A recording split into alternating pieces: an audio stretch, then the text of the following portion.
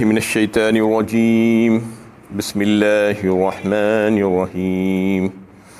إن الذين سبقت لهم منا الحسنى أولئك عنها مبعدون۔ جن لوگوں کے لیے ہماری طرف سے بھلائی مقرر ہو چکی ہے وہ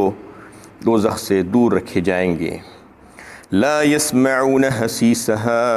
وهم فيه ما اشتهت انفسهم خالدون، کہ وہ اس کی آہٹ بھی نہ سن سکیں گے اور وہ وہاں ہمیشہ اپنی مرضی کے مطابق زندگی گزاریں گے۔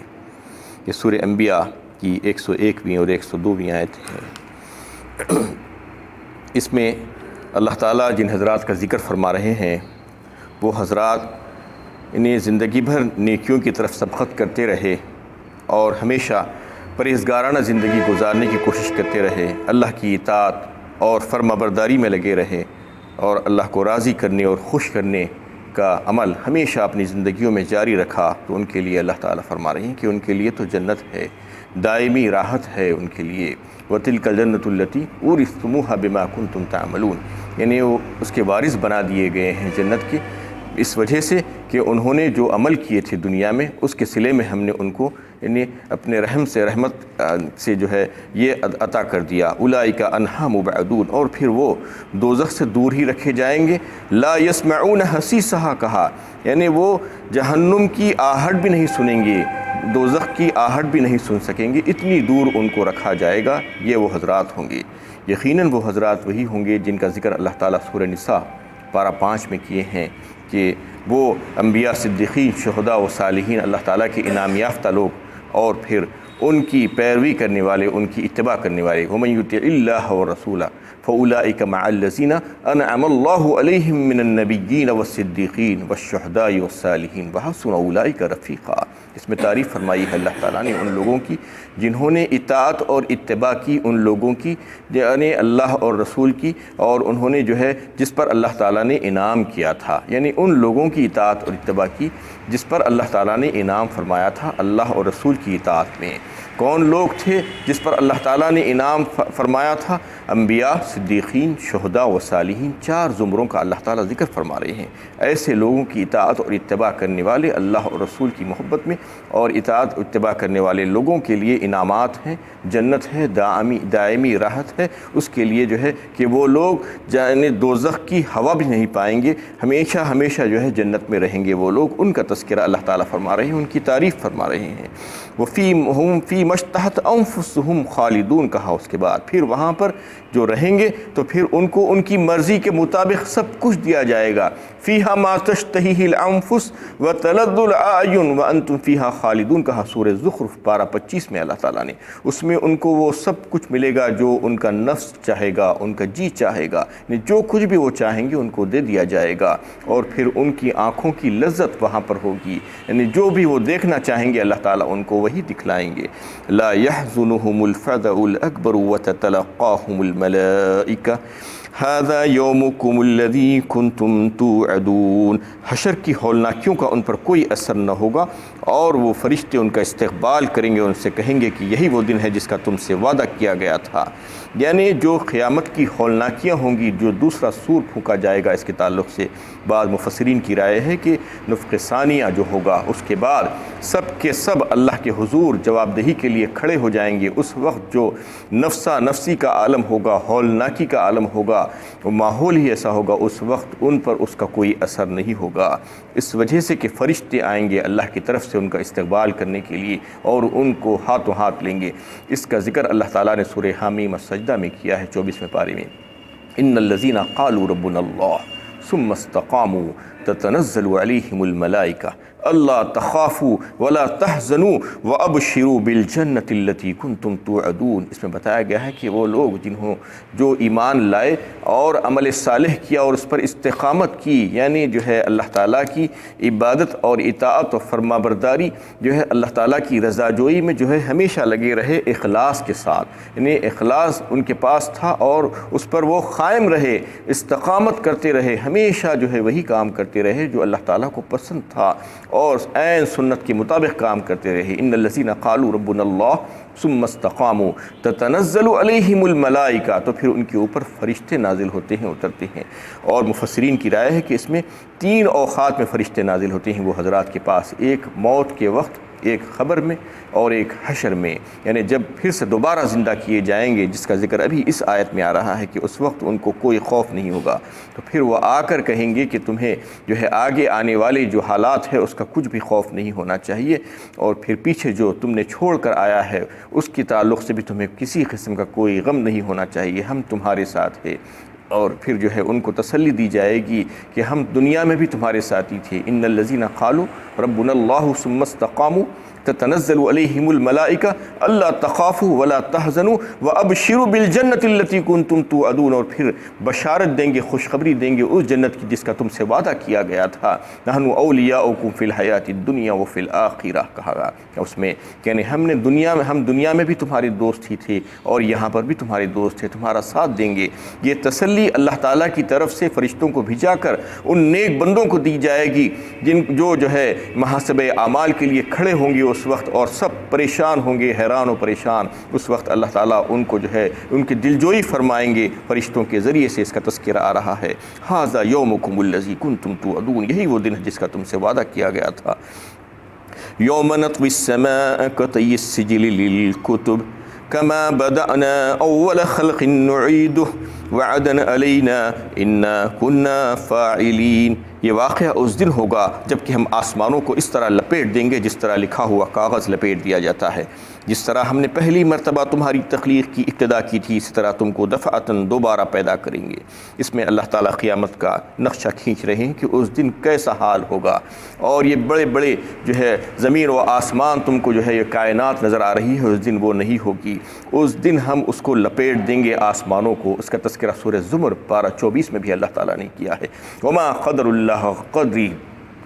اور پھر وہاں پر کہا ہے کہ ہم زمین کو جو ہے اپنی مٹھی میں لے لیں گے اور آسمانوں کو اپنے داہنے ہاتھ پر لپیٹ دیں گے۔ وما قدر اللہ قدرہ والارض جميعا قبضته یوم القیامۃ والسماوات مطویات بیمینہ سبحانہ وتعالی عما یشرکون، یعنی اتنی بڑی کائنات آج جو نظر آ رہی ہے، زمین و آسمان یعنی حد نگاہ تک پھیلا ہوا، اس دن اللہ تعالیٰ اس کو زمین کو اپنی مٹھی میں لے لیں گے، اور پھر ان تمام آسمانوں کو اللہ تعالیٰ اپنے داہنے ہاتھ پر لپیٹ دیں گے۔ اس کا تذکرہ اس آیت میں بھی آ رہا ہے کہ ایسے لپیٹ دیں گے جیسے کاغذوں کو تومار میں ہم لپیٹ دیتے ہیں، ایسا جو ہے لپیٹ دیں گے آسمان اور زمین کو۔ کما بدانا اول خلق نعید، اس طرح پہلی مرتبہ تمہاری تخلیق کی ابتدا کی تھی، اسی طرح تم کو دفعتاً دوبارہ پیدا کریں گے۔ اس میں اللہ تعالیٰ اپنی قدرت کا اظہار فرما رہے ہیں۔ سورہ زمر میں بھی جو آیت آئی ہے کہ اللہ کے بندوں نے، لوگوں نے جو ہے اللہ کی قدرت کو نہیں پہچانا، اللہ تعالیٰ کیا کر سکتے ہیں، اللہ تعالیٰ نے کیا کیا کام کیے ہیں، کن کن چیزوں کی تخلیق فرمائی ہے، اس کا تذکرہ اللہ تعالیٰ کر کے کہہ رہے ہیں کہ قیامت میں ہم ان تمام چیزوں کو اپنی مٹھی میں لے لیں گے اور ہاتھ پر لپیٹ لیں گے۔ وعدن علینا انا کنا فاعلین، یہ ایک وعدہ ہے جس کا پورا کرنا ہمارے ذمے ہے، اور یقیناً ہم ایسا کرنے والے ہیں۔ وَلَقَدْ كَتَبْنَا فِي الزَّبُورِ مِن بَعْدِ الذِّكْرِ أَنَّ الْأَرْضَ يَرِثُهَا عِبَادِيَ الصَّالِحُونَ، اور یقیناً ہم نے توریت میں نیک لوگوں کا انجام لکھ دیا ہے کہ میرے نیک بندے ارض جنت کے وارث ہوں گے۔ اس میں اللہ تعالیٰ توریت یعنی زبور کا ذکر فرما رہے ہیں۔ زبور ایک تو وہ کتاب ہے جو داؤد علیہ السلام کو عطا کی گئی تھی، اور زبور جو ہے کتاب کو بھی کہا جاتا ہے، یعنی ساری کتابیں آسمان سے جو آئی ہے اس کے بھی معنی ہو سکتے ہیں اس سے مراد۔ اللہ تعالیٰ فرما رہے ہیں کہ ہم نے ان کتابوں میں اس کا تذکرہ فرما دیا تھا کہ انجام کار نیک لوگوں کے لیے ہوگا، اور جنت کے وارث جو ہے وہی لوگ ہوں گے جو ہمارے فرمانبردار اور پرہیزگار ہوں گے، صالحین ہوں گے۔ ان فی ھذا لبلاغا لقوم عابدین، اس میں ایسی نصیحتیں ہیں جو عبادت گزار بندوں کے دلوں میں اتر جاتی ہیں، جس میں عقل و فطرت کے مطابق انسان کے مطالبات کی تکمیل کے وعدے ہیں۔ وما ارسلناک الا رحمتا للعالمین، اے محمد صلی اللہ علیہ وسلم، ہم نے آپ کو سارے جہاں کے لیے رحمت بنا کر بھیجا ہے۔ اس میں اللہ تعالیٰ نبی صلی اللہ علیہ وسلم کی شان میں یہ آیت نازل فرما رہے ہیں کہ ہم نے آپ کو سارے جہاں والوں کے لیے رحمت بنا کر بھیجا ہے۔ یہ رحمت بنا کر بھیجا جانا صرف نبی صلی اللہ علیہ وسلم کے لیے ہے، کوئی اور کسی اور کے لیے اللہ تعالیٰ نے یہ نہیں فرمایا کہ ہم نے تم کو سارے جہاں والوں کے لیے رحمت بنا کر بھیجا ہے۔